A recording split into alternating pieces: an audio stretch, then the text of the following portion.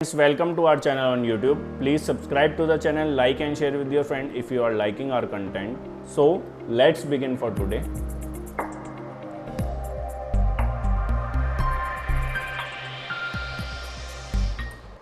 This is some traditional disclaimer on part of Moneybuzz team. Please read it carefully before starting the video. बात करते हैं आज की video की और आज हम बात करेंगे LIC IPO के बारे में, जो कि मोस्ट अवेटेड IPO रहा है अभी तक का और काफ़ी लोग इसकी चर्चा कर रहे हैं। सभी जगह आपको इसकी चर्चाएं सुनने को मिल जाएंगी, चाहे वो बिजनेस स्टैंडर्ड हो या नॉर्मल न्यूज़पेपर हो, सभी जगह इसकी चर्चाएं हैं आजकल।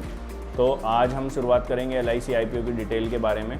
तो ऑब्जेक्टिव क्या है इस इशू का, जो कि गवर्नमेंट है वो 100% स्टेक से अभी जो है 96.5% स्टेक पर आना चाहती है इस IPO के बाद में, और 3.5% का अपना स्टेक इस IPO के थ्रू बेच रही है, जिसका वैल्यूएशन लगभग 22,500 करोड़ रुपए बैठ रहा है और 3.5% अपना मार्केट शेयर ये बेच रहे हैं। यदि आप LIC के की इंडिकेटर देखते हैं अदर इंश्योरेंस कंपनी से कंपेयर करके, तो यहाँ पे VNB रेशो, जो कि एक मार्जिन को इंश्योरेंस कंपनी के दिखाता है, वो लोवेस्ट है इंडस्ट्री में, 9.3 के आसपास अभी चल रहा है।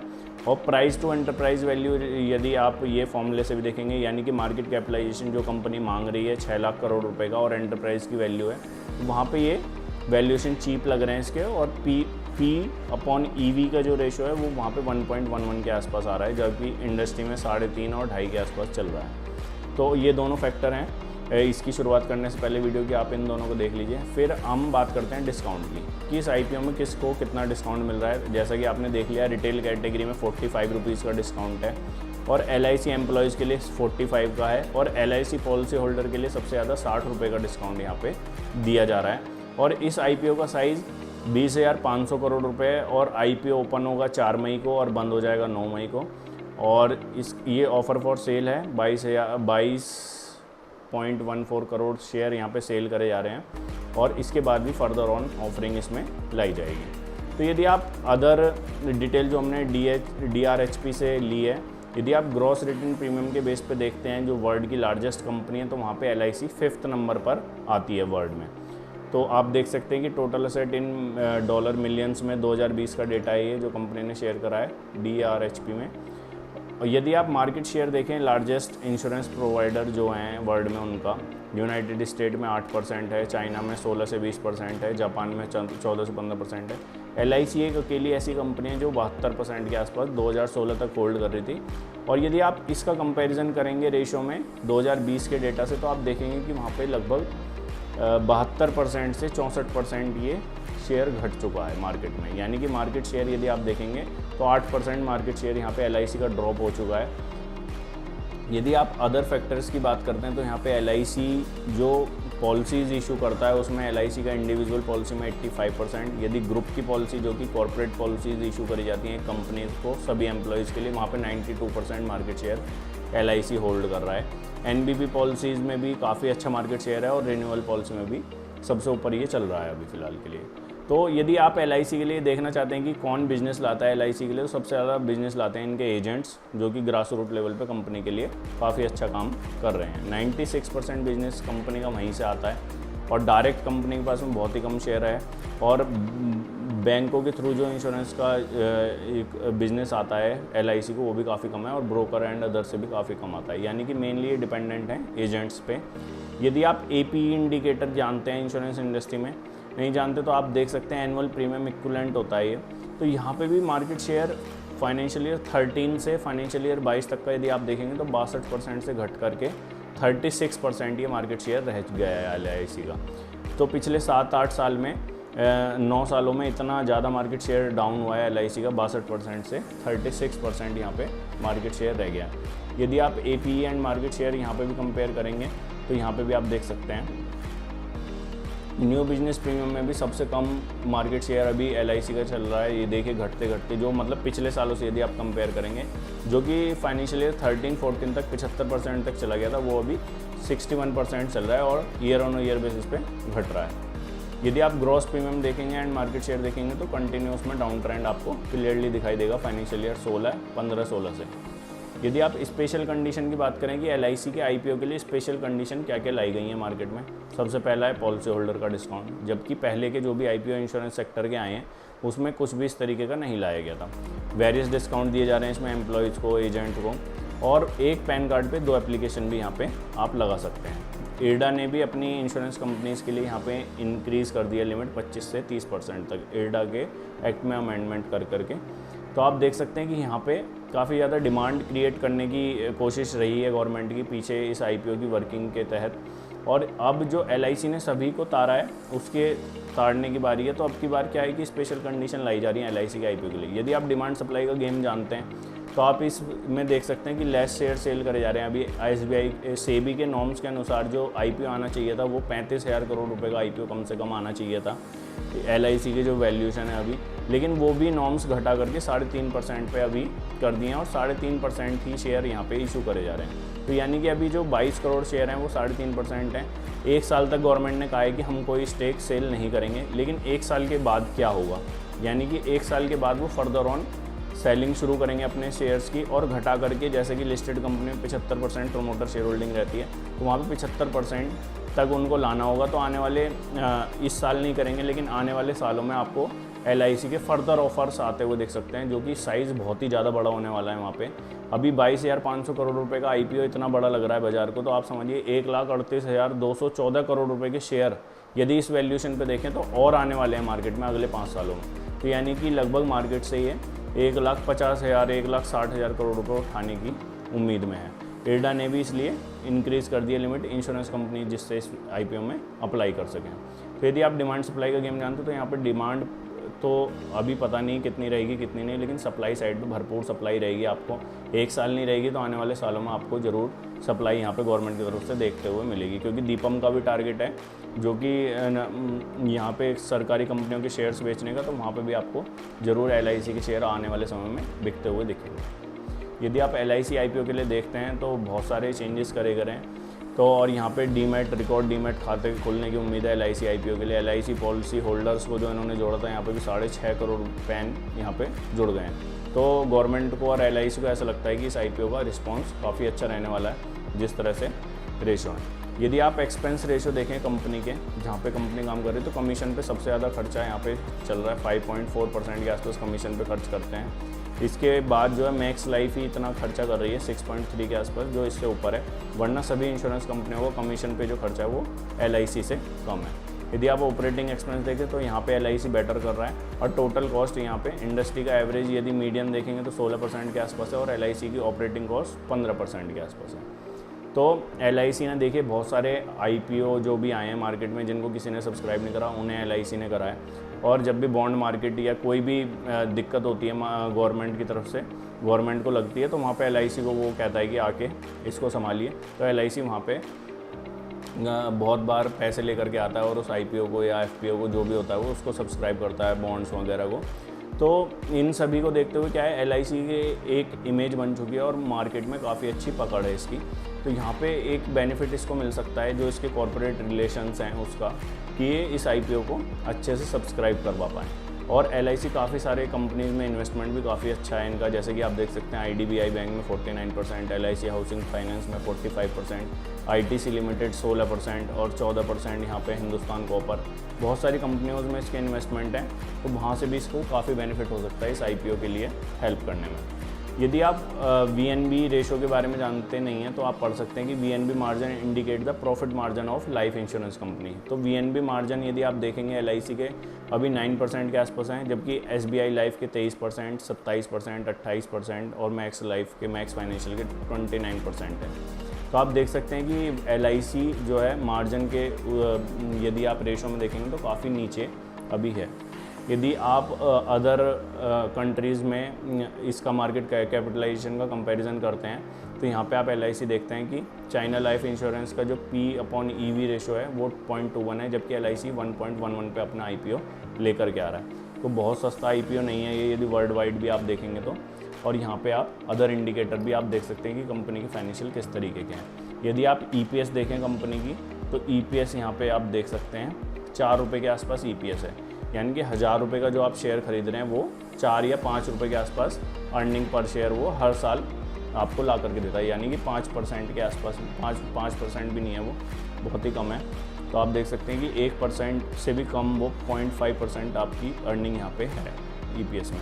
यदि आप IPO की परफॉर्मेंस देखते हैं इंश्योरेंस सेक्टर में तो बेस्ट मैनेज कंपनी जो हैं जैसे कि HDFC लाइफ, ICICI प्रूडेंशियल और SBI लाइफ, तो उनकी रिटर्न भी आप देख सकते हैं एक बार IPO में इन्वेस्ट करने से पहले कि उन्होंने कैसा परफॉर्मेंस दिया है।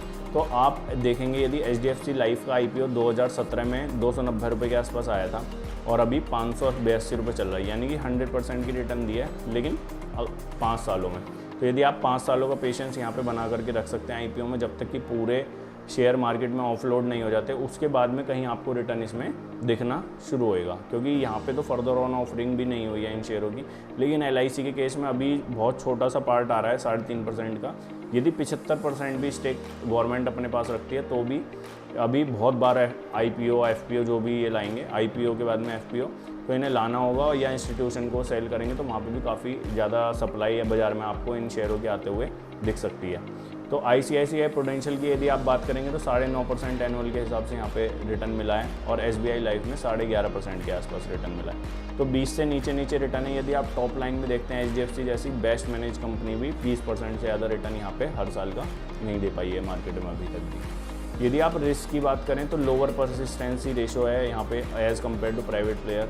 यदि आप परसिस्टेंसी रेशो के बारे में पढ़ना चाहते हैं तो आप पढ़ सकते हैं कि परसिस्टेंसी रेशो क्या होता है कि यदि 100 पॉलिसी किसी कंपनी ने बेची हैं तो 80 पॉलिसी वहाँ पे रिन्यू होती हैं, तो इसका मतलब है कि 80% का परसिस्टेंसी रेशो, यानी कि कंज्यूमर जो इनके LIC के पॉलिसी होल्डर हैं जो नई पॉलिसीज़ खरीद रहे हैं वो आगे कंटिन्यू करने के लिए इच्छुक नहीं है, तो यहाँ पे वो पॉलिसीज़ लैप्स कर जाती हैं बीच में और रिन्यू नहीं हो पाती।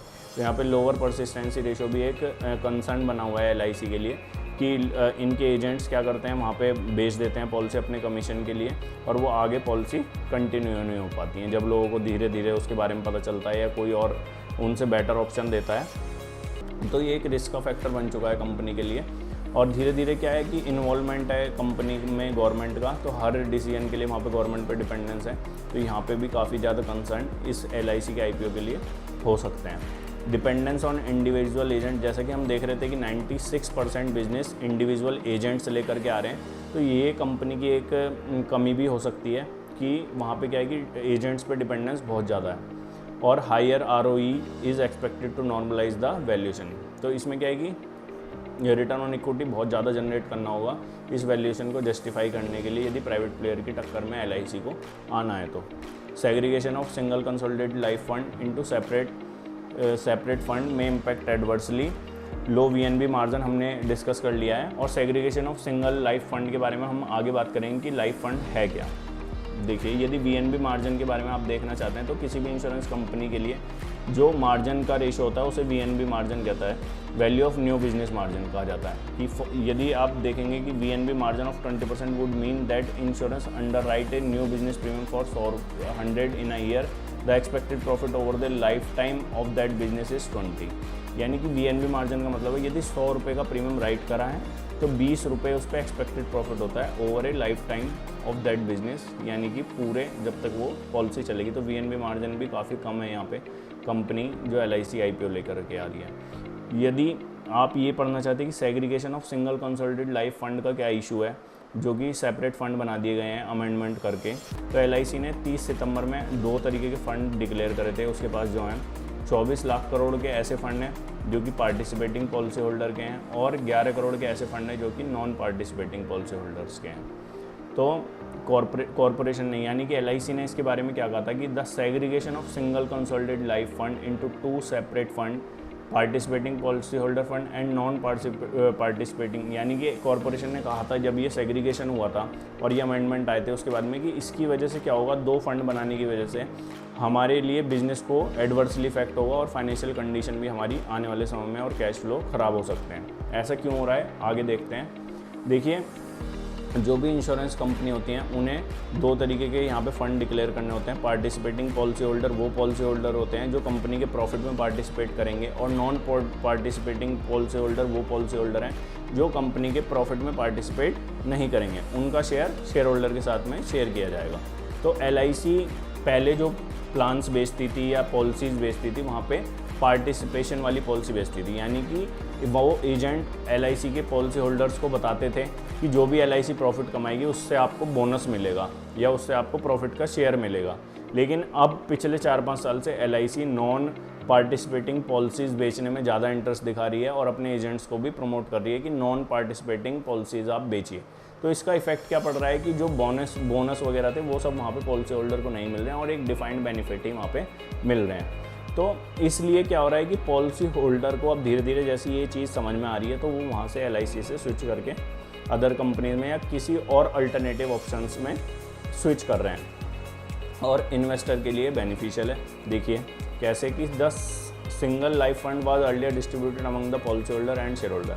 पहले क्या हो रहा था कि सिंगल फंड था LIC के पास में, कोई डिस्ट्रीब्यूशन नहीं था उसका, तो वो पॉलिसी होल्डर को 95% और शेयर होल्डर को 5% मिलता था, जिससे गवर्नमेंट को दिक्कत थी क्योंकि गवर्नमेंट इसकी मेजर शेयर होल्डर थी। तो उन्होंने चेंज करके इसको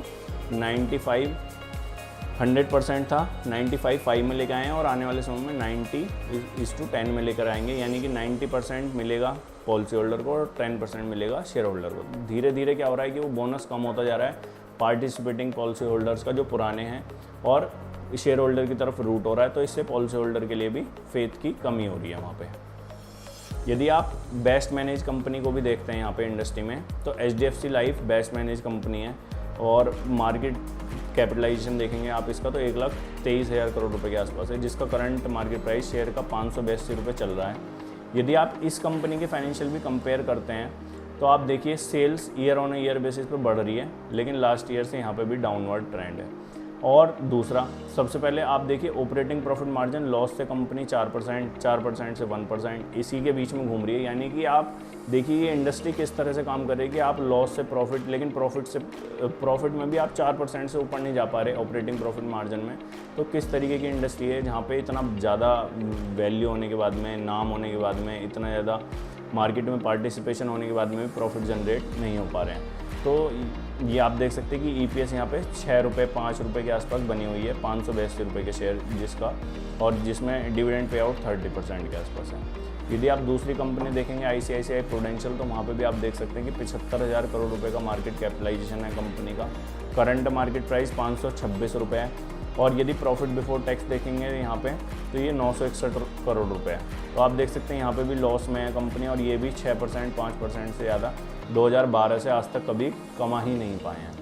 यदि आप दूसरी कंपनी देखेंगे SBI लाइफ, तो वो 1% का प्रॉफिट जनरेट कर रही है। 82,900 करोड़ रुपए के टर्नओवर पे या सेल्स पे आप देख सकते हैं कि जब वो 83,000 करोड़ रुपए का प्रीमियम कलेक्ट कर रहे हैं, उसके बाद में 600 करोड़ रुपए कमा रहे हैं। तो आप देखिए किस तरीके की इंडस्ट्री। यदि आप जब भी इसमें इन्वेस्ट करना चाहते हैं तो आप LIC के IPO में ज़रूर इन्वेस्ट कर सकते हैं, लेकिन मेरा ये मानना है कि आप सबसे पहले इन्वेस्ट करने से पहले रिस्क रिवॉर्ड जान लें, उस IPO में क्या होने वाला है, कितनी डिमांड आने वाली है शेयर्स की, कितनी सप्लाई साइड पे गवर्नमेंट सप्लाई करने वाली है, फाइनेंशियल क्या है कंपनी के, इंडस्ट्री का आउटलुक क्या है, यानी कि और कंपनियाँ क्या कर रही हैं, और फोमो तो नहीं हो रहा है बाज़ार में कि मतलब फोमो क्रिएट करा जा रहा है कि आप LIC के IPO में इन्वेस्ट कीजिए, नए डीमैट खाते खोलिए, ये पैन कार्ड अप्लाई कीजिए, जिससे फोमो के चक्कर में आप उस IPO को अप्लाई कर रहे हैं जो इंडस्ट्री प्रॉफिट बना रही है या नहीं। तो आप IPO में अप्लाई करने से पहले सबसे पहले ये सब चीज़ों पे ध्यान से अपनी चेकलिस्ट बना करके टिक कर लीजिए, उसके बाद में आप वाइजली IPO में इन्वेस्ट कर सकते हैं। Hope you like the video. Thanks for watching us. Thank you.